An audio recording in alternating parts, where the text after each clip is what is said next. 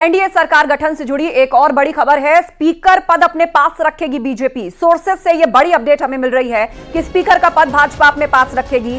TDP ने दरअसल speaker पद की मांग की है। यह भी सूत्रों के हवाले से खबर आई। डिप्टी स्पीकर का पद बीजेपी टीडीपी को दे सकती है। दरअसल सरकार बनाने की जो कवायद चल रही है, ऐसे में घटक दलों की ओर से मंत्रालयों से संबंधित और गठबंधन में समर्थन जारी रखने संबंधी जो बातें हैं वो सोर्सेस के थ्रू बाहर आ रही। किसको कितने मंत्रालय चाहिए, कौन कौन से विभाग चाहिए, और टीडीपी स्पीकर का पद चाह रही थी, लेकिन उससे जुड़ी अपडेट ये है कि स्पीकर का पद जो है वो भाजपा अपने पास रखेगी।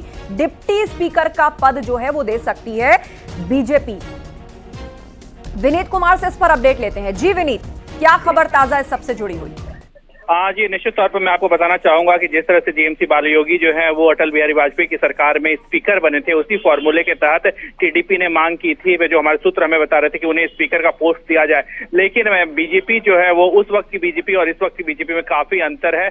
और बीजेपी की ओर से साफ तौर पर वह कहा गया है कि वो स्पीकर का पोस्ट तो नहीं दे सकती, लेकिन डिप्टी स्पीकर का पोस्ट जो है वो टीडीपी को दे सकती है। इसके साथ ही साथ मैं आपको बताना चाहूंगा कि जिस तरह से राज्यसभा में सभापति जो है वो उपराष्ट्रपति होते हैं, लेकिन जो डिप्टी में उप सभापति का जो पोस्ट है, डिप्टी चेयरमैन का जो पोस्ट है, वो जेडीयू को बीजेपी जो है वो दे सकती है। पहले भी डिप्टी चेयरमैन के पोस्ट पर हरिवंश थे और वो जेडीयू से थे।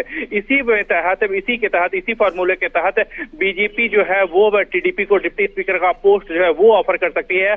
अब यह देखने वाली बात होगी कि टीडीपी इस ऑफर को एक्सेप्ट करती है या फिर इसके बदले कुछ और मंत्रालय मांग लेती है, या फिर आर्थिक पैकेज जो है वो स्टेट के डेवलपमेंट के लिए, जिस तरह से चंद्रबाबू नायडू ने 2018 में छोड़ते वक्त, एनडीए छोड़ते वक्त आर्थिक पैकेज की मांग की थी, क्या वो आर्थिक पैकेज से एकोमोडेट हो जाते हैं, ये देखने वाली बात होगी। जी बिल्कुल, आप नजर बनाए रखिए। जानकारी के लिए शुक्रिया आपका विनीत।